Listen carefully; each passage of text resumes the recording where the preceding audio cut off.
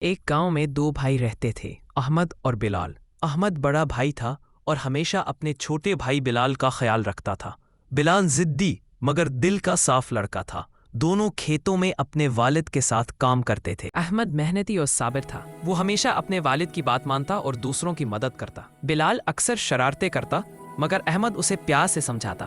ایک دن گاؤں میں میلہ لگا۔ بلال نے ضد کی کہ وہ اکیلا میلے میں جائے گا۔ احمد نے روکا مگر وہ نہیں مانا۔ بلال میلے میں کھو گیا۔ شام تک وہ گاؤں واپس نہ آیا۔ والدین پریشان ہو گئے۔ احمد فوراً اسے ڈھونڈنے نکل پڑا۔ اندھیری رات میں احمد نے جنگل کا رخ کیا۔ بہت تلاش کے بعد بلال ایک درخت کے نیچے روتا ہوا ملا۔ احمد نے اسے گلے لگا لیا اور کہا، چھوٹے بھائی کبھی اکیلا نہ جانا۔ بلال شرمندہ ہو گیا۔ دونوں بھائی واپس گھر پہنچ۔ والدین نے اللہ کا شکر ادا کیا۔ بلال نے وعدہ کیا کہ وہ آئندہ اپنے بڑے بھائی کی بات ضرور مانے گا۔ وقت گزرتا گیا۔